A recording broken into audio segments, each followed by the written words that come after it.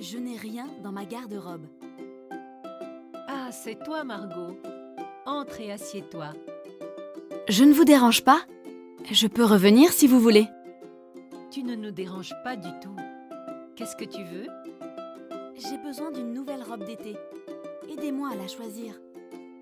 Tu en as besoin ou tu en as envie? Ce n'est pas la même chose. Je sais bien, mais quelle importance? Je veux en acheter une. Je n'ai rien dans ma garde-robe. Tous mes vêtements sont vieux. Bien, regardons en ligne.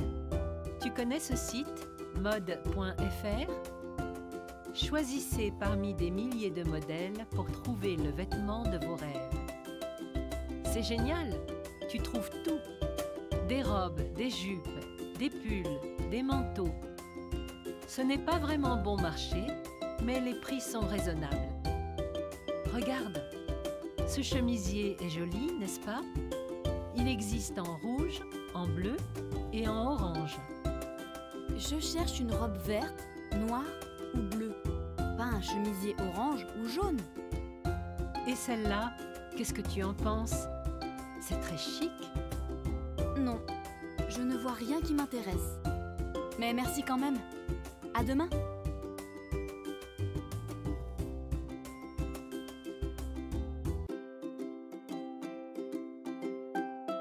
J'en ai besoin rapidement. Que puis-je faire pour vous, madame? Est-ce que vous avez des bouilloires électriques? J'en ai deux. Celle-ci à moins de 100 € et celle-là qui est à 400 €. Mais c'est hors de prix! Elle est en argent? Bien sûr que non. Et c'est un appareil très sophistiqué. Il est même connecté à Internet. Tout le monde en parle et j'en vends beaucoup. Mais celle à 100 € marche très bien aussi, je vous assure. Est-ce que vous en êtes sûr? Oui, j'en suis certain. Tous mes clients sont contents.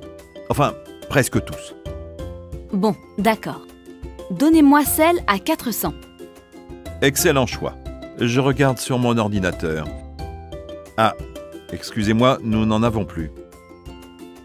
Vous en avez besoin aujourd'hui? Sinon, je peux en commander une pour demain. Non, j'en ai vraiment besoin rapidement. Tant pis. Merci pour votre aide. Je vous en prie. Merci de votre visite.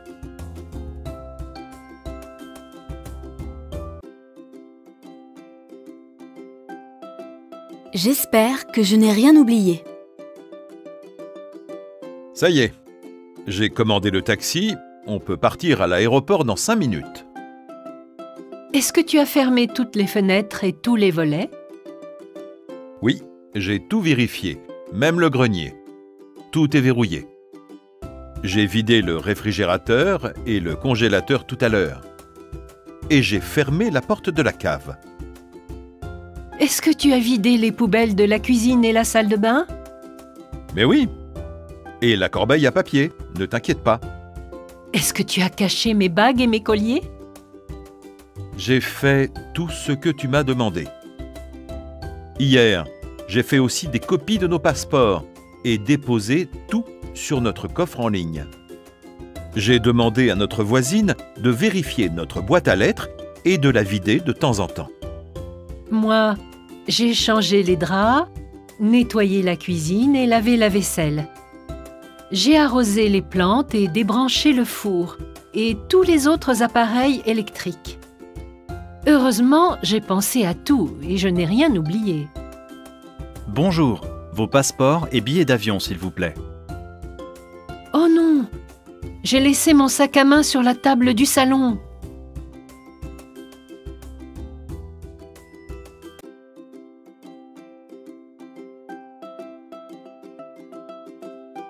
Je ne peux plus continuer comme ça.